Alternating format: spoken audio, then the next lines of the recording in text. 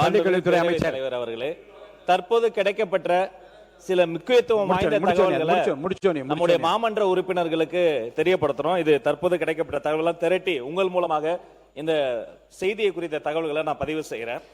கடந்த 2 நாட்களாகவே ஒரு பெரிய சம்பவம் தேசத்தை உலுக்கி கொண்டிருக்கிறது. அதை தொடர்ச்சியாக நாம அதை ஃபாலோ பண்ணி சில செய்திகளை இந்த மன்றத்தில் பதிவு பண்ணணும்னு ஆசைப்படுறோம். சீன பகுதியில் உள்ள மேல் லெண்டே ஆற்று பகுதியில் பனிப்பாறை சரிவு காரணமாக ஏற்பட்ட ஒரு மிகப்பெரிய வெள்ளம் நேபாளம் திபெத் நாடுகளினுடைய எல்லை பகுதியில் கோடேகோஷி ஆற்றில பேசி முடிக்கட்டும் பதிவு பண்ணலாம். அப்புறம் நீங்க உட்காருங்க. அது தொடர்பா நீங்க பேசுங்க. அது தொடர்பா உங்களை அனுமதிக்கிறேங்க. இருங்க உட்காருங்க. நீங்க எல்லாரும் ஒரு லேட்டஸ்ட் நியூஸ் சொல்லிறேன். அப்புறம் பேசுங்க. நீங்க தான் மென்ஷன் பண்ண போறீங்க. நானும் அலோவ் பண்ண போறேன். அடுத்து இல்ல இல்ல கேள்வி உட்காருங்க. லேட்டஸ்ட் நியூஸ் சொல்லிறேன். டேட்டாவை சொல்லி அப்புறம் பேசுங்க. நான் அலோவ் பண்ண போறேன். உட்காருங்க உட்காருங்க உட்காருங்க உட்காருங்க. நான் சொல்றேன். உட்காருங்க உட்காருங்க உட்காருங்க உட்காருங்க உட்காருங்க உட்காருங்க உட்காருங்க உட்காருங்க உட்காருங்க உட்காருங்க உட்காருங்க. இல்ல நான் சொல்லி முடிக்கிறேன். இருங்க உட்காருங்க. பேரவைத் தலைவர்களே உட்காருங்க. இருங்க உட்காருங்க. பதில் சொல்வது பாருங்க. இருங்க நான் எப்படி பண்றேன். பேரவைத் தலைவர்களே உட்காருங்க. எல்லாருக்கும் இருங்க. உட்காருங்க உட்காருங்க உட்காருங்க உட்காருங்க. இல்ல இத பத்தி நான் சொல்லிடுறேன். அப்புறம் பேசுங்க. இல்ல உட்காருங்க. இந்த செய்தி குறித்து சரி உட்காருங்கன்னு சொல்றாங்க கணேஷ்குமார். உட்காருங்க. மாண்புமிகு உட்காருங்க உட்காருங்க உட்காருங்க. அதான் இருங்க. நான் என்ன சொல்றேங்க. இருங்க இருங்க. இந்த சம்பவம் இருங்க. நான் கவனத்துல தான் இருக்கிறேன். பேசலாம். இல்ல ரெண்டும் ஒன்றுதான். அது பாருங்க பாருங்க. உட்காருங்க. ரெண்டும் ஒன்றுதான். இருங்க. மாண்பு இருங்க. மாண்பு அமைச்சர் மாண்பு அமைச்சர் இல்ல நான் சொன்னதுக்கு அப்புறம் பேசுங்க. இல்ல அங்க இல்ல இல்லங்க. நான் ஒரு பதில் சொல்றேன். அப்புறம் நீங்க பேசுங்கன்றேன். உட்காருங்க உட்காருங்க. இருங்க இருங்க. நாட்டையே இருங்க. உட்காருங்க. இல்ல நாட்டையே சொல்றேங்க. உட்காருங்க. நாட்டையே உலுக்கிய சம்பவம் என்று உட்காருங்க. மாண்பு அமைச்சர் அவர்கள் கருத்து சொன்ன பிறகும் உங்கள் கருத்துக்களை எல்லாம் நீங்கள் உளப்பூர்வம் சொல்லுங்க. நான் வாய்ப்பாடு தான் பாரு. நீங்க இருங்க. நாங்க முதல்ல இருங்க இருங்க இருங்க இருங்க இருங்க. இந்த பிரச்சனையில் இருங்க. உட்காருங்க. இருங்க. நீங்க யாரும் பேசாதீங்க. அமைதியா இருங்க. இந்த பிரச்சனை இருங்க. உண்மை இருங்க. இந்த பிரச்சனையில் அனைத்து கட்சிகளும் உண்மையில் அக்கறையோடு இருக்கிறோம் என்பதை தான் காட்டுவதற்காக பேச விரும்புகிறோம். அதுல மாண்புமிகு அமைச்சர் பேசின பிறகு நீங்கள் பேசினா என்ன, முன்னாடி பேசினா என்ன? அப்ப நாங்க தான் இருங்க இருங்க. இல்ல இருங்க. இல்ல நான் இருங்க. நான் சொல்லட்டுமா? இருங்க. உட்காருங்க. இருங்க. நீங்க என்ன கேட்கறீங்கன்னா இருங்க. இதுதான் முறை என்றால் நான் சொல்றேன் கேளுங்க. உட்காருங்க. இருங்க. இருங்க. உட்காருங்க. ஆய்வு பண்ணுவீங்க. இருங்க. உட்காருங்க. நான் சொன்ன பிறகு நீங்க பேசலாம். உட்காருவாங்க. இங்க பாருங்க. நீங்க கேட்கலாம். இது இல்லைங்க. இதுதான் இருங்க. இருங்க. இதே அவையில் கரூர் சம்பவம் நடந்த போது மாண்பு முதலமைச்சர் முதல்ல எடுத்து அறிவிக்கிறாங்க. அதுக்கப்புறம் தான் உங்களுடைய வினாக்களை நீங்க வைத்தீங்க. அப்ப அந்த சம்பவம் நடக்கிற போது அனுமதித்தீங்க. ஏன் அனுமதிக்க முடியாது? உட்காருங்க சார். யார் முதல்ல பேசுவது என்பது அல்ல. மாண்பு அமைச்சர் விளக்கம் கொடுத்த பிறகு உங்களுக்கு எவ்வளவு வேணாலும் நான் நேரம் தரேன். எல்லா கட்சிகளும் இதை பத்தி அறிவிப்பு கொடுத்திருக்கின்றீர்கள். நீங்க பேசுங்க. நாங்க சொன்னதுனால தான் அவங்க பேசினாங்க என்ற பதிலோ அல்லது எங்கள் பதிலுக்கு பிறகுதான் கேள்வி என்பது அல்ல. மக்கள் பிரச்சனை எல்லோரும் அக்கறையாக இருக்கிறோம் என்பதை உலகத்துக்கு தெரிய வேண்டும். அது இப்ப கேட்டா என்ன, அப்புறம் கேட்டா என்ன? கேளுங்க. யார் வேண்டான்னு சொல்றா? உங்களை அனுமதி பாருங்க. உங்களை அனுமதிக்கவில்லை என்றால் நீங்க கவலைப்படலாம். நீங்க இல்ல நீங்க என்ன இல்ல நான் இந்த விளக்கத்தை சொல்ற கேளுங்க. கண்டிப்பா கொண்டு வரணும். இருங்க. அப்ப இருங்க இருங்க இருங்க. ஏன் அவங்களுக்கே அது இல்ல. நீங்க கவனம் இருங்க. நீங்க தயவுசெய்து இப்படி பாருங்க. இல்ல இருங்க இருங்க.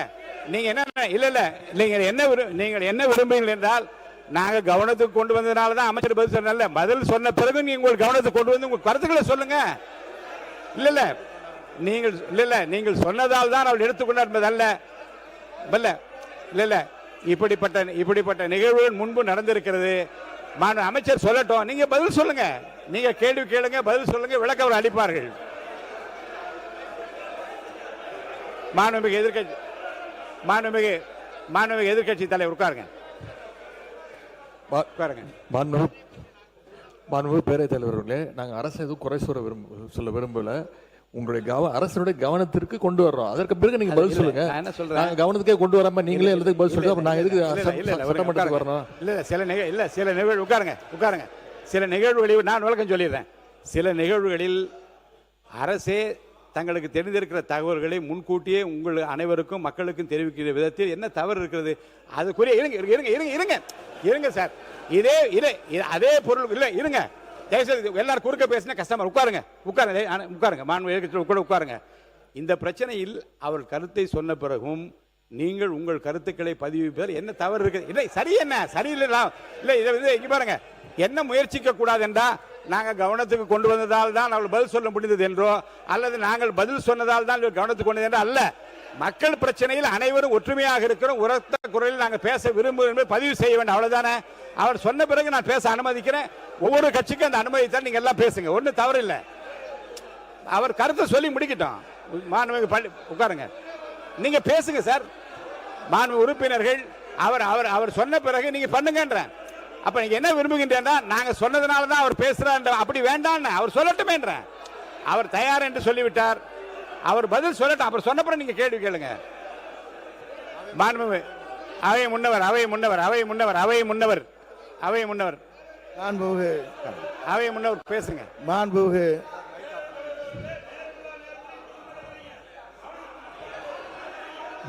சொல்ற கொடுங்க, சொல்ற மாண்புமிகு பேரவைத் தலைவர் அவர்களே, மாண்புமிகு பள்ளிக்கல்வித்துறை அமைச்சர் அவர்கள், இருங்க நான் சொல்லி முடிக்க வரைக்கும் கொஞ்சம் ஒரு 2 செகண்ட். இல்லை நான் சொல்றேன், இல்லை அவங்க அவர் இல்லை நான் சொல்ல வரேன், சொல்ல வரைக்கும் ஒரு ப்ளீஸ். எந்த மரபை யார் மாத்துறீங்க? மரபு மாற்றப்படவில்லை.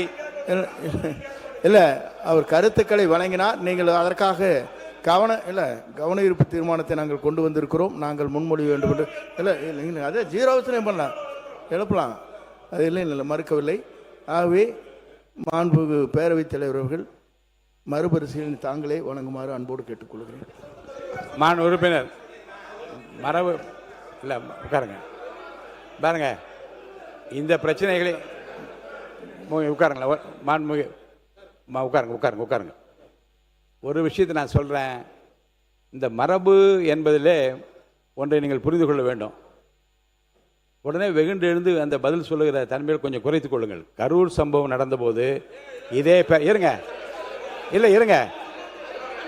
உட்காருங்க, நீங்கள் வேணாம், இருங்க உட்காருங்க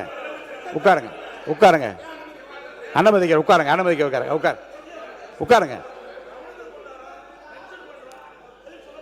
உட்காருங்க. நான் சொல்லிடுறேன், நான் சொல்றேன். இல்லைங்க, இல்லை அதேதான், உட்காருங்க. ஒரு உதாரணத்துக்கு நான் சொல்றேன், அதுக்காக நீங்க வந்து இல்லை கொஞ்சம் இருங்க.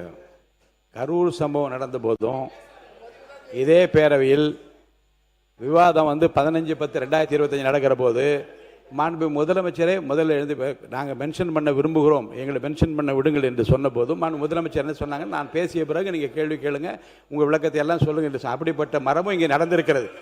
இருங்க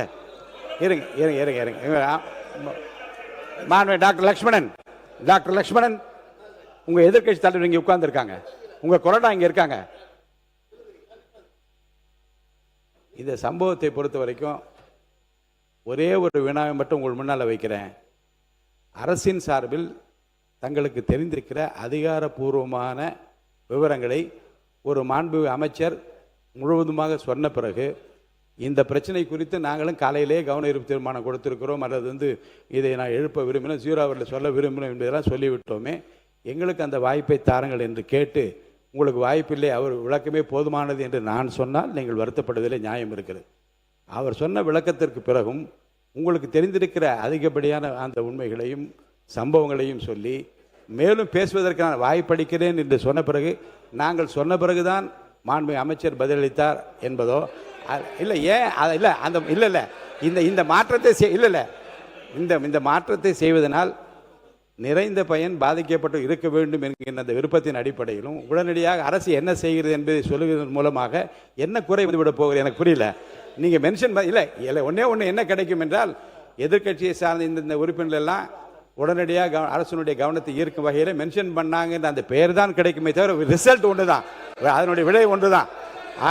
இருங்க பாருங்க, இப்போது அவர் படிக்கட்டும், நான் உங்களுக்கு இருக்கேன் இல்லை நீங்கள் இல்லை நீங்கள் இப்போ நானே சொல்லிடுறேன் இதை இப்போ நீங்கள் இப்போ இல்லைங்க, மாண்பு எதிர்க்கட்சி தலைவரும் இப்போ பேசிய மற்ற கட்சியினரும் இதை ஏற்கனவே என்னிடம் கடிதம் மூலமாகவும் நேரடியாக 0 அவர்களை எழுப்பதற்குரிய அனுமதியை கேட்டால் என்பதையும் நான் பதிவு செய்து கொள்கிறேன்.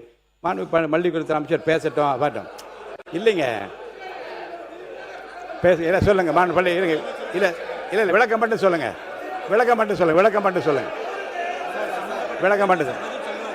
நீங்க சொல்லுங்க. மாண்புமிகு பேரவைத் தலைவர் அவர்களே, உங்களுக்காக தான் பேசுறேன், சொல்லிடுறேன். மாண்புமிகு பேரவைத் தலைவர் அவர்களே, மற்ற கட்சி உறுப்பினர்களினுடைய கோரிக்கையை அண்ணா உங்களுக்காக தான் பேசுறேன், கொஞ்சம் உட்காருங்க. உங்களுக்காக தானே பேசுறேன், உட்காருங்க. அண்ணா கவனி, கொஞ்சம் உட்கார சொல்லுங்க, தர சொல்றேன், ரெக்வெஸ்ட் பண்றேன். அண்ணா எடப்பாடி எதிர்கட்சி உறுப்பினர்களினுடைய கோரிக்கையை அவர்கள் ரொம்ப கன்சர்ன்டா கோரிக்கை வைக்கிறாங்க, அதை கொஞ்சம் பரிசீலனை செய்து மறுபரிசீலனை செய்யும்படி கேட்டுக்கொள்கிறேன். மென்ஷன் பண்ணுங்க, மாண்பு எதிர்கட்சி தலைவர் மென்ஷன் பண்ணுங்க, எல்லா வருஷம் மென்ஷன் பண்ணுங்க. உட்காருங்க உட்காருங்க உட்காருங்க.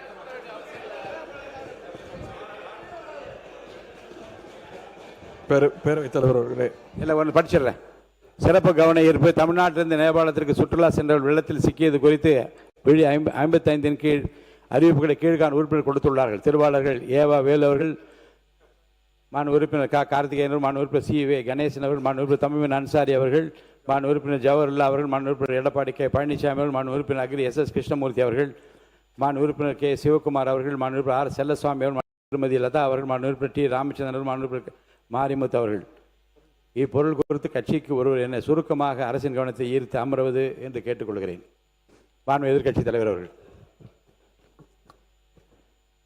மாண்பு பேரவைத் தலைவர் அவர்களே, நேபாள் நாட்டுடைய ராசுவா பகுதியில் நேற்றைய தினம் மிகப்பெரிய ஒரு வெள்ளப்பெருக்கு ஏற்பட்டிருக்கிறது. கிட்டத்தட்ட 160 பேர் உயிரிழந்திருக்கிறாங்கன்னு செய்திகள் வந்து கொண்டிருக்கிறது. அங்கே 750 பேரை காணவில்லை என்றும் செய்திகள் வருகிறது. சுற்றுலா சென்ற கிட்டத்தட்ட 110 இந்தியர்கள் அங்கே இந்த பேரிடரில் சிக்கியிருக்கிறாங்க. குறிப்பாக தமிழ்நாட்டுடைய பல்வேறு மாவட்டங்களைச் சேர்ந்த 40க்கும் மேற்பட்ட தமிழ் மக்கள் சிக்கியிருப்பதாக செய்திகள் தொடர்ந்த வண்ணம் வருகின்றது. நேபாள் சென்ற குடும்ப உறுப்பினர்களை தொடர்பு கொள்ள முடியலன்னு இங்கே இருக்கக்கூடிய அவங்களுடைய குடும்பத்தினர் மிகுந்த பதட்டத்திலையும் அச்சத்திலையும் இருக்கிறாங்க. இந்த சம்பவத்தில் எத்தனை தமிழர்கள் சிக்கியிருக்காங்க, அதில் எத்தனை பேர் நாம் மீட்டெடுத்திருக்கிறோம். தமிழ்நாடு அரசு சார்பாக நேற்று ஒரு உதவி எண், அவசர உதவி எண் ஹெல்ப்லைன் நம்பரும் நீங்கள் கொடுத்துருக்கிறீங்க. அரசு அறிவித்த அந்த ஹெல்ப்லைன் நம்பர்களுக்கு இதுவரைக்கும் எத்தனை அழைப்புகள் வந்திருக்கிறது, அந்த அழைப்புகள் தொடர்பாக என்ன மேல் நடவடிக்கைகள் எடுக்கப்பட்டிருக்கிறது. இந்த நிலைமையில் தமிழர்களை பத்திரமா மீட்டுட்டு வர்றதுக்கு தமிழக அரசு சார்பாக ஒரு சிறப்பு அதிகாரியை, ஒரு ஸ்பெஷல் ஆஃபீஸரை இந்த அரசு நியமிச்சிருக்கிறதா, அவங்க நேபாள் போறதற்கான திட்டங்கள் எதுவும் இருக்கிறதா, மேலும் இந்த பெருவெள்ளத்தில் சென்னை நீதிமன்ற ஓய்வு பெற்ற நீதிபதி திரு சிவஞானம் அவர்கள் பாதிக்கப்பட்டிருக்கார் என்ற செய்திகள் வந்துகிட்டு இருக்கிறது. எங்களுடைய நாடாளுமன்ற உறுப்பினர் திரு தயாநிதி மாறன் அவர்கள் எங்களுடைய தலைவருடைய அறிவுறுத்தலின்படி உடனடியாக இந்த தகவலை விரிவான ஒரு கடிதம் மூலமாக ஒன்றிய வெளியுறவுத்துறை அமைச்சர் அவர்கிட்ட நேற்று மாலை கொண்டு போய் நேரில் கொடுத்திருக்கிறார். இந்த இக்கட்டான நேரத்தில் பாதிக்கப்பட்ட குடும்பத்திற்கு நாம் அனைவரும் பாதுகாப்பாகவும் உறுதுணையாகவும் இருக்க வேண்டும் என்று கேட்டுக்கொண்டு இந்த சம்பவம் தொடர்பாக அரசு உரிய விளக்கம் அளிக்குமாறு நான் கேட்டுக்கொள்கின்றேன். மாண்பு உறுப்பினர் எடப்பாடி கே. பழனிசாமி அவர்கள், முன்னாள் முதலமைச்சர்.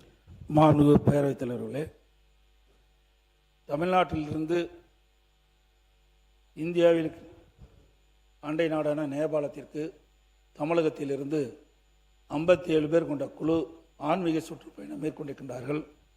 கும்பகோணத்தைச் சேர்ந்த 16 பேர், சென்னையைச் சேர்ந்த 4 பேர், திருவாரூர் 2, நெய்வேலி 1, சிதம்பரம் 11 பேர், புதுச்சேரியில் 3 பேர், சூளகிரியில் 2 பேர், நாமக்கல்லில் 1, மயிலாடுதுறை 7 பேர், தருமபுரி 2, திருவண்ணாமலை 1, திருச்சி 5 பேர், கிருஷ்ணகிரியில் 2 பேர், ஆக மொத்தம் 57 பேர் தமிழ்நாட்டிலிருந்து ஆன்மீக சுற்றுப்பயணம் மேற்கொள்வதற்காக நேபாளம் சென்றிருக்கின்றார்கள். அங்கே ரசுவா என்ற மாவட்டத்தில், நேபாள நாட்டில் ரசுவா என்ற மாவட்டத்தில் அங்கே மிகப்பெரிய பனிப்பாறை உருகி அந்த உருகிய நீர்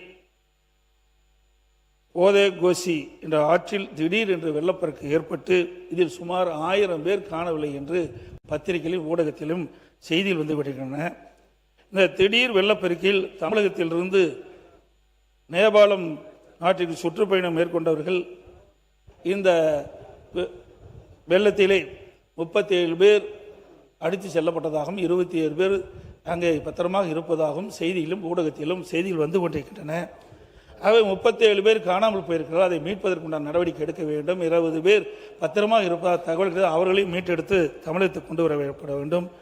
அதில் மற்றும் கோவையில் உள்ள ஈசா மையத்திலிருந்து சுமார் 77 பேர் ஆன்மீக சுற்றுப்பயணம் மேற்கொள்வதற்காக நேபாள் நாட்டுக்கு சென்றிருக்கின்றார்கள்.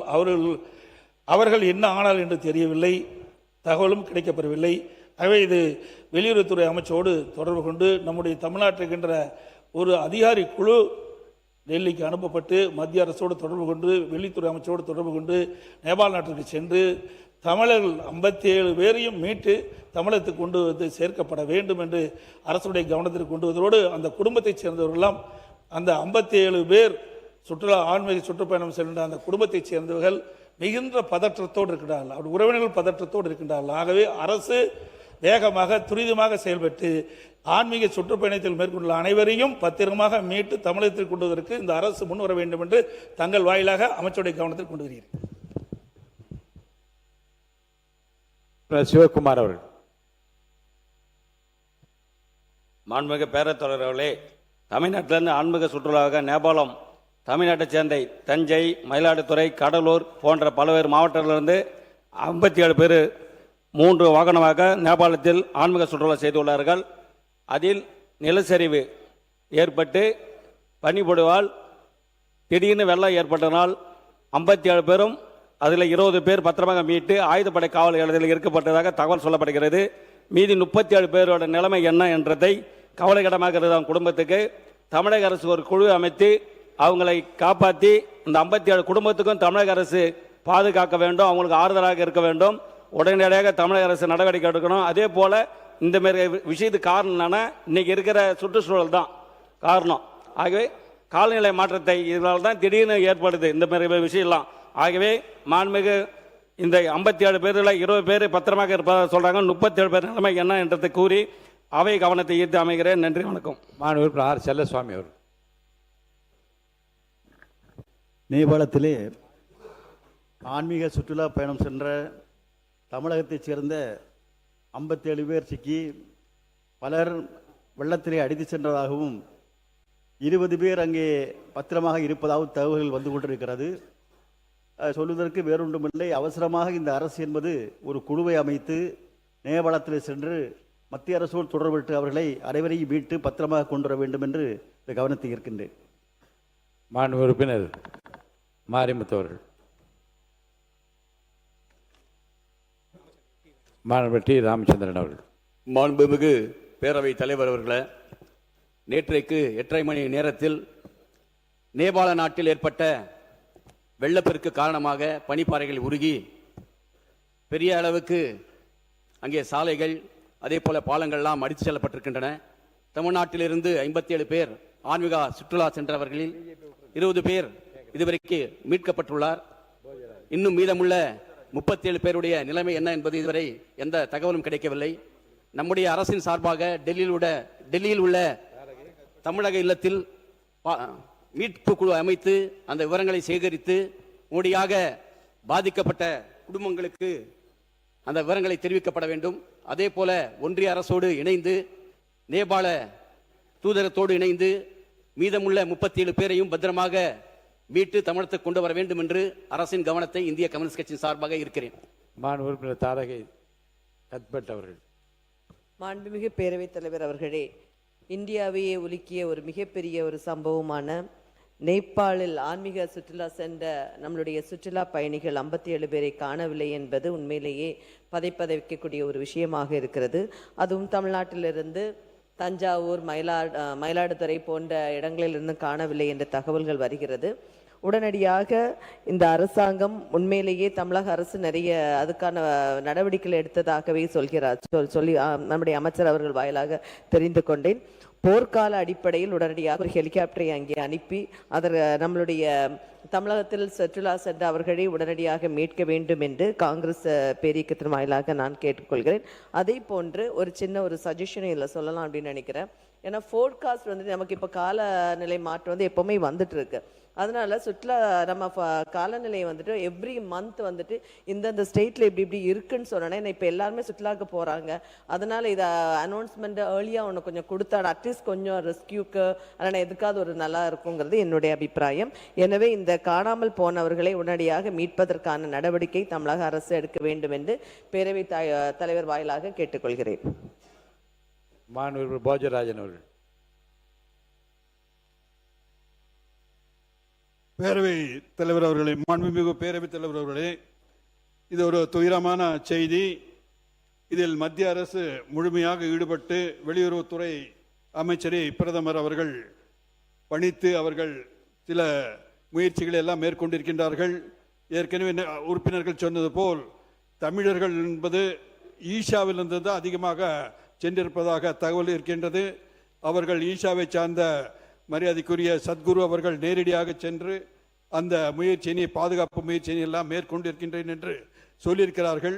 அதனால் நாமும் நமது அனுதாபத்தை தெரிவித்து மத்திய அரசும் மாநில அரசும் எந்த அளவுக்கு உதவிகரமாக நாம் இருக்க வேண்டும் என்பதை நாம் முயற்சி செய்து இந்த சபை எல்லோரும் ஒன்று சேர்ந்து அந்த உதவி செய்ய வேண்டும் என்று பேரவைத் தலைவரை கேட்டு உறுப்பினர் தம்மிமின் அன்சாரி அவர்கள். மாண்புமிகு பேரவை தலைவர் அவர்களே, நம்முடைய தமிழ்நாட்டிலிருந்து நேபாளத்துக்கு ஆன்மீக சுற்றுலாவாக சென்ற 57 பேர் அந்த பெருவெள்ளத்தில் சிக்கியிருப்பது நம்முடைய தமிழ்நாட்டு மக்களுடைய உள்ளங்களை உலுக்கி இருக்கிறது. அவர்களில் பெரும்பகுதியினர் டெல்டா மண்டலத்தை சேர்ந்தவர்கள். அதிலே 11 பேர் என்னுடைய சிதம்பரம் தொகுதியைச் சேர்ந்தவர்கள்.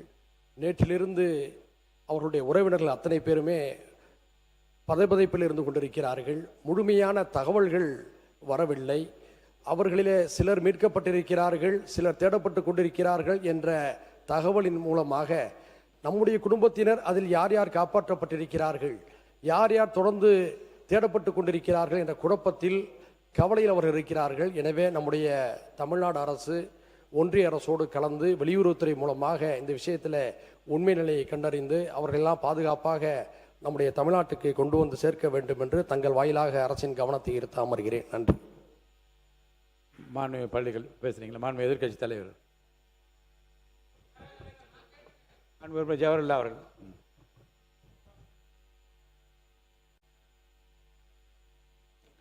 மாண்புமிகு பேரவைத் தலைவர் அவர்களே, நேபாள் திபெத் எல்லை பகுதியில் ராகவா மாவட்டம் ஓடோகோசி நதி பனிப்பாறை உடைந்து ஐஸ்ராக் அவலாஞ்ச் அந்த நதியில் பெரும் வெள்ளம் ஏற்பட்டு அதிகமான உயிரிழப்புகள் ஏற்பட்டிருக்கிறது. அதே போல் ஏராளமானோர் காணாமல் போயிருக்கிறார்கள். இதில் நம்முடைய தமிழ்நாட்டைச் சேர்ந்த கும்பகோணம், தஞ்சாவூர், திருச்சி, கடலூர், சிதம்பரம் உள்ளிட்ட பகுதிகளைச் சேர்ந்த 57 பேருக்கு மேற்பட்டோர் காணாமல் போயிருப்பது மிகுந்த பதட்டத்தை ஏற்படுத்தியிருக்கிறது. கைலாஸ் மானசரோவருக்கு ஆன்மீகம் பயணம் சென்றவர்களுடைய நிலையும் என்னவென்று தெரியவில்லை என்ற பதட்டத்தை ஏற்படுத்தியிருக்கிறது. இதில் உயிரிழந்தவர்களுக்கு மனிதநேய மக்கள் கட்சியின் சார்பாக என்னுடைய ஆழ்ந்த அனுதாபத்தை தெரிவித்துக் கொள்கிறேன்.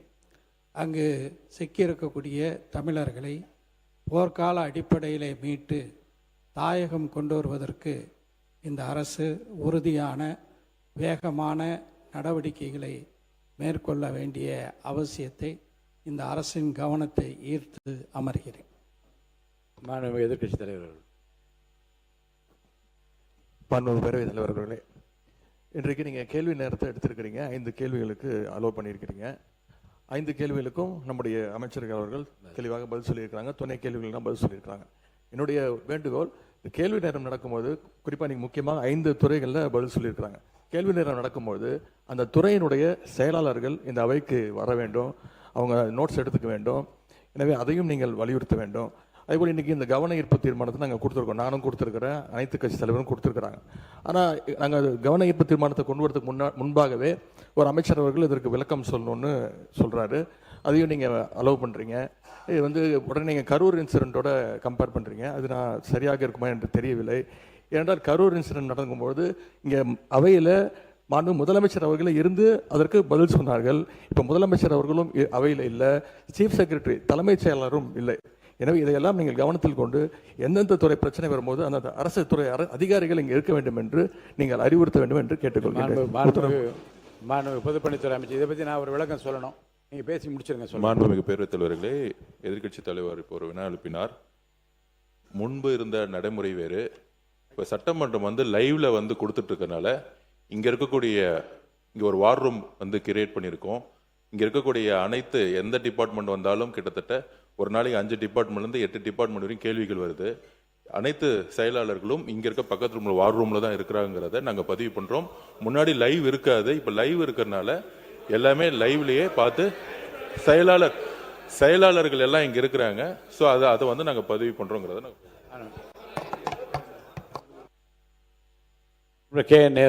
மாண்பு பேரவைத் தலைவர் அவர்களே, லைவ் என்பது எப்போதும் இருப்பது இல்லை. நான் சொல்றேன் இருங்க, நீங்க வெளியிடாமல் இருப்போமே தவிர இந்த கேள்வி பதில் கேட்கும்போது அதிகாரிகள் அங்கிருந்து துணை அதிகாரிகள்லாம் துறையினுடைய அதிகாரிகள்லாம் அங்கே இருப்பது தான் குற்றச்சாட்டாக எடுத்துக்கொள்ள வேண்டாம்.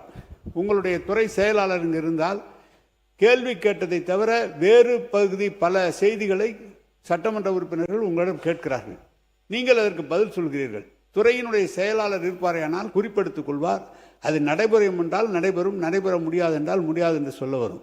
எனவே துறையினுடைய செயலாளர் அவசியம் இருக்க வேண்டும். ஏன்னா இதுதான் பெரிய பாடி, சட்டமன்றம் தான் பெரிய பாடி. அந்த நேரத்தில் அதிகாரிகள் இங்கு இல்லை.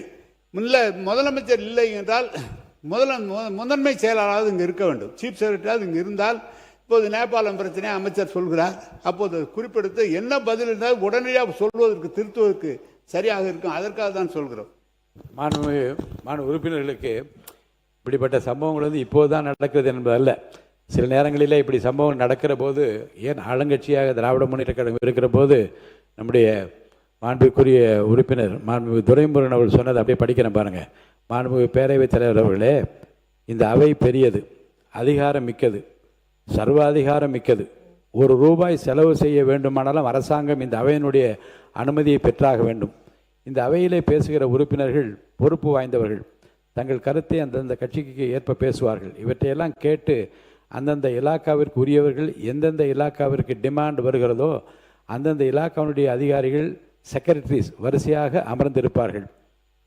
யார் சொல்கிறது மாண்புமிகு அவை முன்னவர் துரைமுருகன் அவர்கள் அங்கே பேசுகிறார்கள். என்ன வருகிறேன் என்றால், இது ஒரு நல்ல பழக்கம் அல்ல. ஏற்கனவே ஒரு முறை இந்த மாதிரி இருந்தது. அப்போது மாண்புமிகு திரு பழனிவேல் ராஜன் அவர்கள், முன்னாள் பேரவைத் தலைவர் அவர்கள், அதிகாரிகள் இங்கே வர வேண்டும் என்று அன்றைக்கே ஒரு அட்வைஸ் செய்தார்கள். மாண்புமிகு பேரவைத் தலைவர்களை நான் கேட்டுக்கொள்வது, இந்த அவையை அதிகாரிகள் மதிக்க வேண்டும். அவர் சொன்ன பிறகு அவை சொன்னதை ஏற்று பேரவைத் தலைவர் சொல்கிறார், சென்னை ஆட்சியில் அவை முன்னவர்கள் சொன்ன கருத்தை ஏற்று சம்பந்தப்பட்ட அதிகாரிகள் இருப்பிடத்திற்கு வர வேண்டும் என்று நான் ஆலோசனை சொல்லுகிறேன் என்று முடித்து வைக்க, அதே முன்பு நடந்ததை போல, அதுதான் சொல்கிறேன் நான், முன்பு நடந்ததை போல இனி இல்லாமல் அதிகாரிகள் இருக்கையில் அமர வேண்டும் என்று நான் கேட்டுக்கொள்கிறேன். மாண்புமிகு பள்ளிக்கல்வித்துறை அமைச்சர் மாண்புமிகு பேரவைத் தலைவர் அவர்களே, ஒரு துயரமான செய்தி, இக்கட்டான நேரம். அதில் சில நம்பர்ஸ்லாம் மாறுது. 57 பேரில் 100க்கும் அதிகமானவங்க, ஒரு பாலம் இல்லை, நிறைய பாலம். அதனால தான் அதை முன்னாடி சொல்லணும், மற்றபடி வேறு எதுவும் இல்லை. முதற்கட்டமாக கிடைக்கப்பட்ட தகவல்கள் மட்டுமல்ல, தற்போது கிடைக்கக்கூடிய தகவல்களையும் கன்சல்டேட் பண்ணி நேபாள நாட்டில் கைலாஷ் யாத்திரைக்காக சென்ற தமிழ்நாட்டை சார்ந்த 103 தமிழர்கள் மீட்பு நடவடிக்கை குறித்த ஒரு சில தகவல்களை இங்கே நான் அறிக்கையாக தரேன். சீன பகுதியில் உள்ள மேலண்டை ஆற்று பகுதியில் பனிப்பாறை சரிவு காரணமாக ஏற்பட்ட மிகப்பெரிய திடீர் வெள்ளம் நேபாளம் திபெத் நாடுகளின் எல்லை பகுதியில் பூடேகாஷி ஆற்றில் ஒரு வெள்ளமாக பெருக்கெடுத்து பாய்ந்து ரசுவாக்கத்தை, திமுரே, சியாப்ருபெசி மற்றும் அதனுடைய கீழே இருக்கக்கூடிய பகுதிகளை எல்லாம் தீவிரமாக பாதித்து இருக்கிறது. 384 பயணிகள் காணாமல் போயுள்ளதாக தெரிய வருகிறது. இவர்கள்ல 291 பேர் வெளிநாட்டை சார்ந்தவர்கள் மற்றும் 93 பேர் நேபாள் நாட்டை சார்ந்தவங்க. 75 பேர் தீவிரமான காயமடைந்திருக்கிறாங்க. ரஸ்வாவில்ல 43 பேர், நுவாகோட்ல 29 பேர், தாத்திங்ல 3 பேர். மொத்தம் 209 பேரை மீட்டு இருக்கிறாங்க. இதுல 2 வகையா தரை வழியாக குழுக்களை எல்லாம் அனுப்பி 93 பேரை தரை வழியாக மீட்டிருக்கிறாங்க. மேலும் ஹெலிகாப்டர்கள் மூலமாக ஏர் ஆம்புலன்ஸ்லாம் பயன்படுத்தி அந்த மேலிருந்து கயிறு கட்டி கீழே வீரர்களை இறக்கி 116 பேரை ஹெலிகாப்டர் மூலமாக மீட்கப்பட்டிருக்கிறாங்க. இதுல பார்த்தோம்னா சின்ன சின்ன பாலங்களும் சின்ன சின்ன சாலைகளும் சேர்ந்து தான் அந்த பகுதியை வந்து கனெக்ட் பண்ணுது. அப்படி 35 வாகனங்கள் செல்லக்கூடிய பாலங்களும் 45 தொங்கு பாலங்களும் வெள்ளத்துல ஒரு நொடியில அடிச்சுட்டு போயிருச்சு. சுமார் 40 கிலோமீட்டர் அந்த பகுதியை கனெக்ட் பண்ணக்கூடிய 40 கிலோமீட்டர் சாலைகள் முழுமையாக சேதமடைந்துள்ளன. ரசுவாகுதி சுங்க மற்றும் குடிவரவு அலுவலகங்களை அந்த ஊழியர்களை தொடர்பு கொள்ளலான்னு பார்த்தா அவர்களே தொடர்பு கொள்றதுல பெரிய சவால் இருக்கு.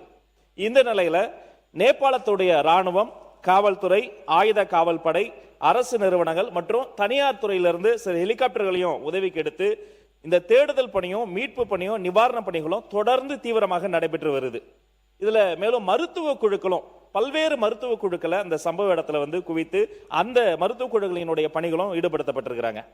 பாதிக்கப்பட்ட மக்களுக்கு உடனடியாக தற்காலிகமான தங்கும் இடங்கள், உணவு, குடிநீர் மற்றும் அத்தியாவசிய மருந்துகள் தீவிரமாக வழங்கப்பட்டு வருவதாக தெரிய வருகிறது.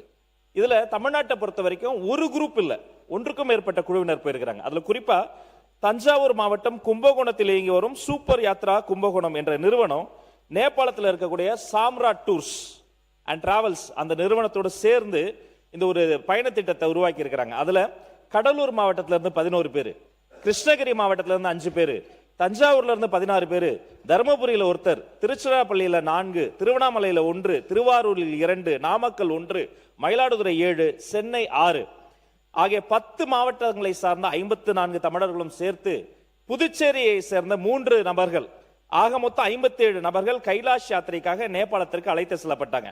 முதற்கட்ட தகவலின்படி நேபாள நாட்டில் இருக்கக்கூடிய லாண்ட்ரூக்ல இருந்து ரஸ்வாகதி என்ற இடத்திற்கு 3 வாகனங்கள்ல இவங்க வந்து டிராவல் பிளான் போட்டு பயணம் பண்ணிருக்கிறாங்க.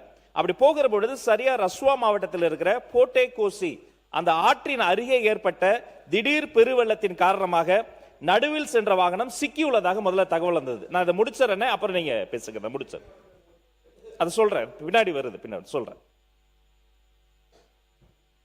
அந்த வாகனம் நடுவுல சிக்கிக்கிட்டதாக முதல்ல தகவல் வந்தது. அந்த வாகனத்தில் பயணம் செய்த 20 தமிழர்கள் தங்களுடைய உடைமைகளை எல்லாம் உடனே அங்க விட்டுட்டு உடனே அங்கிருந்து குயிக்கா எவாக்குவேட் செய்யப்பட்டு அங்க இருக்கக்கூடிய ஆர்ம்டு போலீஸ் போர்ஸ், திமுரே பகுதியை சார்ந்த அந்த ஆர்ம்டு போலீஸ் போர்ஸ் என்ற பகுதியில் சென்று அவங்க வந்து தஞ்சமடைகிறாங்க.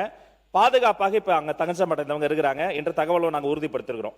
தற்போது அவர்கள் மீட்கப்பட்டு மேலும் தரை வழியாக ஒரு ஆல்டர்னேட் ரூட் போடப்பட்டு காத்மாண்டு அழைத்து வந்த ஏற்பாடுகள் நடந்துகிட்டு இருக்கு. மோசமான காலநிலையின் காரணமாக இங்க அங்கங்க இருந்து கிடைக்கக்கூடிய தகவல்கள், நான் குறிப்பாக நம்முடைய தமிழர்கள் எத்தனை பேர் எங்க இருக்காங்கிறது ஒவ்வொரு மணி நேரமும் நாங்க வந்து தீவிரமா கண்காணிச்சுட்டே வரோம். அந்த நம்பர் மாறிக்கிட்டே இருக்கு. 2 பேரா, 3 பேரா, 5 பேரா, இன்னும் அந்த நம்பர் சேருவதற்கான வாய்ப்பும் இருக்கு.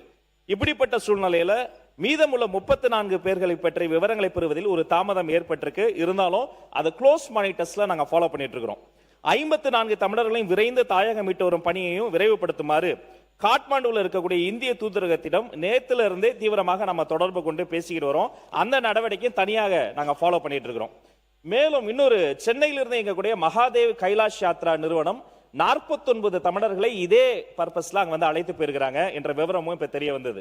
அவர்கள் பற்றிய முழு விவரங்களையும் பெறுவதற்கான நடவடிக்கைகள் மேற்கொண்டிருக்கிறோம். அந்த 40 பேர் அவங்க டிராவல் பிளான் என்ன, எந்த இடத்துல சிக்கி இருக்கிறாங்க, அவங்களுடைய வேற புட்ஸ் என்ன, அதையும் நாங்க வந்து தீவிரமா ஃபாலோ பண்றோம். மேலும் நேபாளத்தில் சிக்கியுள்ள தமிழர்களுக்கு உதவி தேவைப்படக்கூடிய நிலையில் அவர்களோ அல்லது தமிழ்நாட்டில் இருக்கக்கூடிய அவர்களுடைய குடும்ப உறுப்பினர்களோ அவர்களினுடைய பாதிப்பு போலவே அந்த ஃபேமிலி மெம்பர்ஸுடைய பாதிப்பு இன்னும் பெருசு பரிதவிச்சுட்டு இருக்கிறாங்க.